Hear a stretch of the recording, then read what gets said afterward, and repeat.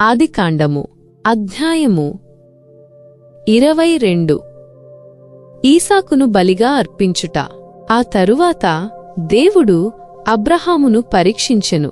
అబ్రహాము అని దేవుడు పిలిచెను. చిత్తము ప్రభూ అని అబ్రహాము అనెను. అంతటా దేవుడు అతనితో, నీ కుమారుణ్ణి, నీవు గాఢముగా ప్రేమించు ఏకైక కుమారుడు ఈసాకును వెంటబెట్టుకుని మోరియా ప్రదేశమునకు వెళ్ళుము. అక్కడ నీకొక కొండను చూపుదును. దానిమీద నీ కుమారుణ్ణి దహనబలిగా సమర్పింపుము అని చెప్పెను. అందుచే అబ్రహాము తెల్లవారకముందే లేచెను. ప్రయాణమునకు గాడిద మీద మెత్తని బొంత పరిచెను. కుమారునితో పాటు ఇంక తన పనివారిలో ఇద్దరను గూడ వెంటబెట్టుకొని వెళ్ళెను. దహనబలికి కట్టెలు చీల్చి మోపు కట్టుకొని దేవుడు చెప్పిన చోటికి బయలుదేరెను. బయలుదేరిన మూడవనాడు అబ్రహాము తల ఎత్తి దూరము నుండి ఆ చోటు చూచెను. అతడు తన పనివారితో, మీరు గాడిదతో ఇక్కడ నుండుడు, నేనును ఈ చిన్నవాడును అక్కడికి వెళ్ళెదము. దేవునకు మొక్కులు చెల్లించి తిరిగి మీ యొద్దకు వత్తుము అని చెప్పెను.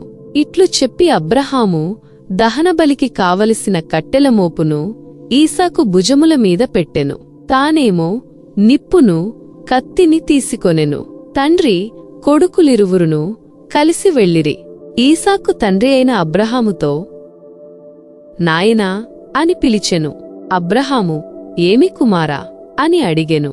అంతట ఈసాకు, నిప్పు కట్టెలున్నవిగదా, మరి దహనబలికి కావలసిన గొర్రెపిల్ల ఏది అని అడిగెను. దానికి అబ్రహాము, కుమారా, దహనబలికి కావలసిన గొర్రెపిల్లను దేవుడే సమకూర్చును అనెను. అటుల వారిద్దరూ కలిసి వెళ్లి దేవుడు చెప్పిన చోటు చేరిరి. అక్కడ అబ్రహాము బలిపీఠము నిర్మించి కట్టెలు పేర్చెను. కుమారుడు ఈసాకును బంధించి బలిపీఠము మీద పేర్చిన కట్టెలపైన ఉంచెను. అంతటా అతడు చేయిచాచి కుమారుని చంపుటకు కత్తిని తీసుకొనెను. కాని ఆకాశము నుండి యావే దూత అబ్రహాము, అబ్రహాము అని పిలిచెను. అబ్రహాము, చిత్తము ప్రభూ అనెను. యావే దూత, చిన్నవానిమీద చేయి వేయకుము, అతనిని ఏమీయూ చేయకుము.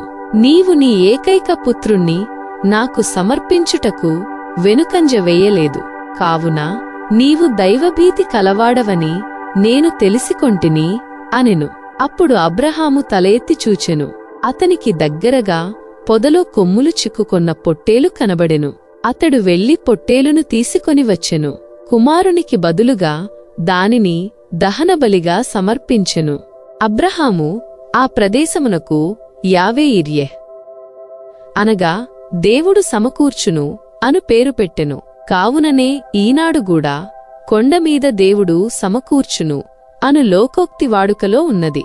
ఆకాశము నుండి యావేదూత మరల రెండవసారి అబ్రహామును పిలిచి, నా తోడు అని ఒట్టు పెట్టుకొని చెప్పుచున్నాను, నీవు నీ కుమారుణ్ణి, నీ ఏకైక కుమారుణ్ణి సమర్పించుటకు వెనుకంజ వేయలేదు. నీవు చేసిన ఈ గొప్ప కార్యమును బట్టి నిన్ను మిక్కుటముగా దీవింతును.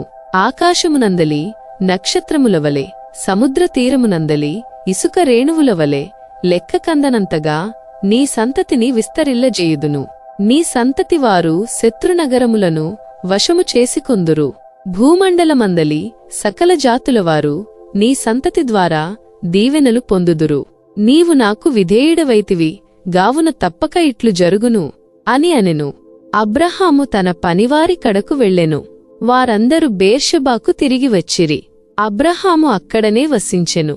ఇది జరిగిన తరువాత నీ సోదరుడగు నాహోరునకు మిల్కా బిడ్డలను కనెను. పెద్ద కొడుకు ఊజు, ఊజు తమ్ముడు బూజు.